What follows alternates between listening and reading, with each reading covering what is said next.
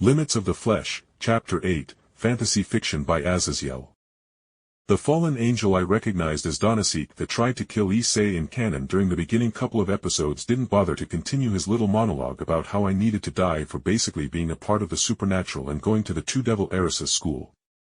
But neither did I bother to explain my actions, as in the 10 seconds the battle started and he threw several spears of holy light at me. I destroyed the spears with swipes of my activated boosted gear gauntlet.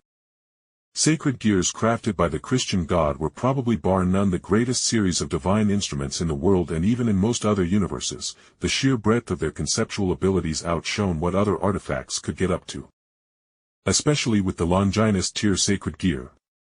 Already having only boosted myself twice, I could feel my perception greatly strengthen, and with my biokinetically enhanced body I was able to handle the strain the boosts put on my body far greater than Issei could ever, not to mention I already knew little cheats about the sacred gear and its use. Filthy mongrel. I can feel the holy light within you. Are you some half-fallen or something that has fallen to those devils' corruption and become their dog? He yelled out, and I didn't even blink at his taunting as I transferred the boosted gear's power to my mouth. Transfer. Dohnaseek froze as red energies congregated around my face, but in his hesitation, I took that moment to lash out in a powerful throw, sending one of his light spears I grabbed with the boosted gear through one of his wings, sending his hovering above me form careening towards the ground with a screech. But didn't even meet the ground, as he was instead met with a pint of boosted super stomach acid I projectile vomited after altering its chemical composition to act more like a sticky oil that would stick to whatever it collided with. The few drops of the glowing red super acid I spewed towards the hysterically screaming fallen angel and missed the target, just like an alien's acidic blood easily melted through the asphalt and even metal sidings of the alley's road. Dohnaseek was a fallen angel, but in the end, he was very much a living being with all the biological needs of a living person. And being doused in an ultra-concentrated acid across the face and upper chest was lethal within merely a couple minutes, as I saw the body parts my acid landed upon literally melt away, with the fallen collapsing to the ground, twitching as the melting nerves began their final death rattle. Even as I kept an eye on Dohnaseek, I spoke aloud. I cannot help but wonder about your guy's so-called title of king of this little town, if I can be attacked on the way home by a race hostile to your own.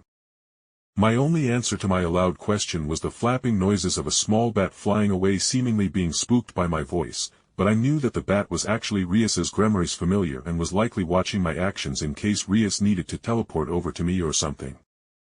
Fucking fallen.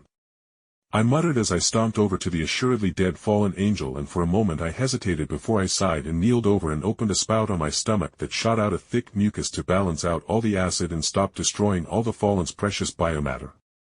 Then, with the acid no longer steaming as it did its thing, I began the grim task of basically compressing Dohnaseek into a large pumpkin-sized cube of biomass for easy transport, even using his bones and ligament to line the outside of the box so people wouldn't scream at seeing a box with a pulsating heart on the side of it or something. I hummed as I finished making my first cube of biomass. Time to take you home and make a monster of some sort that can protect me, I muttered as I felt the life force still congregated in the box-shaped biomass. My return trip home was peaceful, although I noticed weird animals that were almost certainly Rias's or even Sona's Peerage's familiars all just randomly coming across me when I entered my home. It was only after I dropped my Dohnaseek cube of biomass in my bathtub that I groaned and just face-planted into my bed in mental exhaustion. Although I knew Rias was unable to appear like the wrath of a scorned woman when I was fighting Dohnaseek due to her almost certainly not having a teleport point in the area. But the best outcome for her appearing would be Dohnaseek getting away, or even the hot-headed idiot attempting to attack her and still getting obliterated by Rias or me. No, her not showing up and allowing me to deal with Dohnaseek gave me spoils rights to claim his body, and so long as the other fallen in the area don't know of my presence yet, then I should be fine, and even if they do, them attacking someone not even formally attached to the Abrahamic faction will only push me towards the devil faction, which was something I looked forward to. A few minutes later, when I calmed down after the fight and stressful walk home, terrified of some cop or someone stopping me to check the weird white box I was coming home with, I decided to make my first little homunculus or monster with my flesh crafting. But as I dropped the heavy cube of biomass on my thankfully solidly built and large wooden table, I had a bit of a mental issue. What the actual fuck do I make with you? I muttered as I slumped and cradled my face in my hands. But then I had a bit of an evil thought. No, an utterly diabolical thought process. I was going to make a basically fireproof entity for the raiding game against Riser in the future. Taking stock of all the biomass and the memories of both his and Akino's magical DNA, I began swapping over his masculine DNA for Akino's female identifier, and then for the core of her being I ingrained a seed of what I could only call holy ice/snow, as I took inspiration from Monet from One Piece and reforged her new wings into lightly tinged green wings that were much wider than usual Abrahamic faction wings.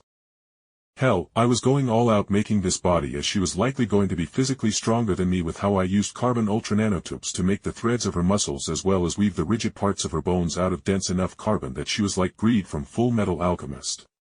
Not to mention all the green hair and the green tinge to her wings were actually from the minute amounts of chlorophyll that I wanted to eventually attune her into being able to absorb sunlight and moonlight to strengthen herself. Well, at least she will fit in this universe with these tits, I muttered as I began the task of actually putting the details of Monet that I could recall into the body I was creating. Once I finished with the body, I realized that although this Monet certainly had a working brain, she would have no memories at all, as being compressed into a box able to be shipped across the world certainly would have scrambled their predecessors' memories. Biokinetic powers can't give actual memories, I guess. Or can it? I muttered before snapping my fingers and walked over to my school laptop, opened up the equivalent of PowerPoint and made an ultra-basic list of mental commands and triggers to build upon the core of her being. Monet was a tool for now and until she actually could form a true personality, then her programming will keep her loyal to me. The list consisted of things like, don't harm master, obey master in all things, and a bunch of other things, and it wasn't until finished the whole damned list that I recalled with her having no memory she wouldn't be able to read. Fuck it, I muttered as I erased the cringe little PowerPoint and walked back over to Monet. Well, let's give you some life, I said, and then I made some of Akino's holy lightning spark across my hands, and then I quickly slapped my hands on Monet's large bare breasts, making the very weak lightning jolt the homunculus's body with electricity, which I guided through her body, basically awakening her body's nerves and software. Ah, she mumbled as she opened her eyes and blinked at me slowly. Enough power to slaughter a military base and as mentally developed as a 5-year-old. Joy. I mentally facepalmed as I was then slammed with the fluffy wings of Monet as she dragged me in for a hug as I had imprinted myself upon her.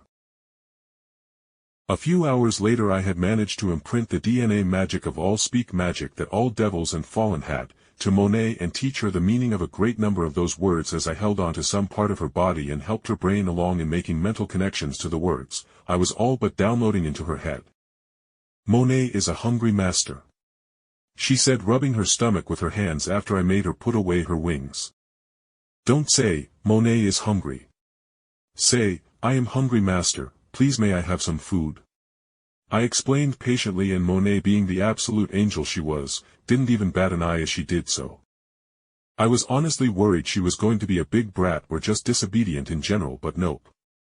She did everything I asked regardless of if it discomforted her, with not a single complaint. But then again, I did cut down on her brain being able to create as much of those negative chemicals. Does Monet know what she wants? I asked, almost cooing to my homunculus, and she hastily shook her head as she passed my little test to see if she actually did have some inclinations from Dohnaseek, as she had no idea what kinds of foods existed. Well, let's try some easy food, I muttered, and just took out a small watermelon I got from a convenience store the other day.